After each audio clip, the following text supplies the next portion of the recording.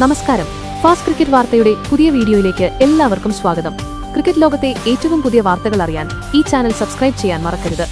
ആദ്യ T20യിൽ നേടിയ മിന്നുന്ന ജയത്തിന്റെ ആത്മവിശ്വാസത്തിലാണ് ഇന്ത്യ രണ്ടാം അംഗത്തിനൊരുങ്ങുന്നത്. ഇന്ന് രാത്രി 7 മണി മുതൽ റായ്പൂരിലെ ഷഹീദ് വീർ നാരായൺ സ്റ്റേഡിയത്തിലാണ് ഈ മത്സരം.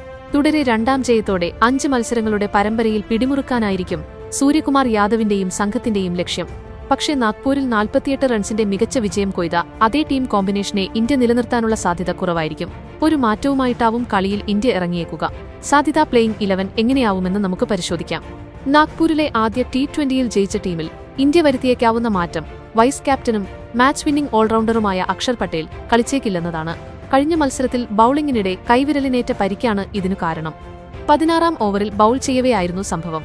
ഓവറിലെ മൂന്നാമത്തെ ബോളിൽ അക്ഷറിന് നേരെ ഒരു കരുത്തുറ്റ സ്ട്രെയിറ്റ് ഷോട്ടാണ് ഡാരിൽ മിച്ചൽ കളിച്ചത്.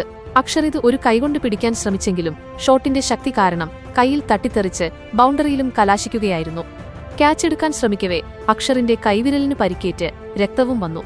ഇതോടെ ബൌളിംഗ് തുടരാനാവാതെ അദ്ദേഹം ഗ്രൗണ്ട് വിട്ടതോടെ അഭിഷേക് ശർമ്മയാണ് ഓവർ പൂർത്തിയാക്കിയത്. കളിയിൽ അക്ഷർ പിന്നീടൊരിക്കലും ഗ്രൗണ്ടിലെത്തിയതുമില്ല. അദ്ദേഹത്തിന്റെ ഈ പരിക്ക് എത്രത്തോളം സാരമുള്ളതാണെന്നു വ്യക്തമല്ല. രണ്ടാം T20യിൽ അക്ഷറിനെ ധൃതി പിടിച്ച് കളിപ്പിക്കാൻ ഇന്ത്യക്കു താൽപര്യം കാണില്ല. കാരണം അത് പരിക്ക് കൂടുതൽ വഷളാക്കിയേക്കും. ലോകകപ്പിൽ അക്ഷറിന്റെ സേവനം തീർച്ചയായും ടീമിന് വേണം. അതിനാൽ പരിക്ക് പൂർണ്ണമായും ഭേദമാവുന്നതിനായി 1-2 കളിയിൽ അദ്ദേഹത്തിന് വിശ്രമം നൽകിയേക്കും. അക്ഷറിനു പകരം അടുത്ത കളിയിൽ ഇന്ത്യൻ 11ലേക്ക് വന്നേക്കുക ഹർഷിത് റാണയായിരിക്കും. ബൌളിംഗിനൊപ്പം ബാറ്റിംഗിലും ഇപ്പോൾ ഇമ്പാക്ട് ഉണ്ടാക്കാൻ അദ്ദേഹത്തിന് സാധിക്കുന്നുണ്ട്. സ്റ്റാർ സ്പിന്നർ കുൽദീപ് യാദവ് ടീമിലുണ്ടെങ്കിലും വീണ്ടും ബെഞ്ചിലിരുത്തിയേക്കും. കാരണം കിവി ബാറ്റർമാർ സ്പിന്നിനെ നേരിടുന്നതിൽ മിടുക്കരാണ്. കഴിഞ്ഞ ഏകദിന പരമ്പരയിൽ അവർ കുൽദീപിനെ ശരിക്കും കൈകാര്യവും ചെയ്തിരുന്നു. അതേസമയം ഓപ്പണിംഗിൽ വീണ്ടും അഭിഷേക് ശർമ്മ സഞ്ജു സാംസൺ ജോഡിയെ കാണാം. കഴിഞ്ഞ കളിയിൽ വെറും 10 റൺസിന് പുറത്തായ സഞ്ജുവിനു ഇതിന്റെ ക്ഷീണം തീർക്കാൻ ലഭിക്കുന്ന അവസരമായിരിക്കും ഇത്. തിലക് വർമ്മയില്ലാത്തതിനാൽ 3-ൽ വീണ്ടും ഇഷാൻ കിഷന്റെ ഊഴമായിരിക്കും. ഇഷാനും ആദ്യ T20യിൽ ഫ്ലോപ്പായിരുന്നു. നേടാനായത് 8 റൺസ് മാത്രമാണ്. 4 മുതൽ 6 വരെ സ്ഥാനങ്ങളിൽ ക്യാപ്റ്റൻ സൂര്യകുമാർ യാദവ്, ഹാർദിക് പാണ്ഡ്യ, ശിവം ദുബെ എന്നിവരായിരിക്കും ബാറ്റിംഗിനെത്തുക.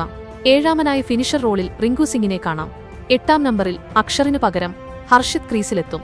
ടീമിലെ മറ്റ് പേസർമാർ ജസ്പ്രീത് ബുംറയും അർഷ്ദീപ് സിംഗുമായിരിക്കും. സ്പിൻ ആക്രമണത്തിന് വരുൺ ചക്രവർത്തിയും ചുക്കാൻ പിടിക്കും.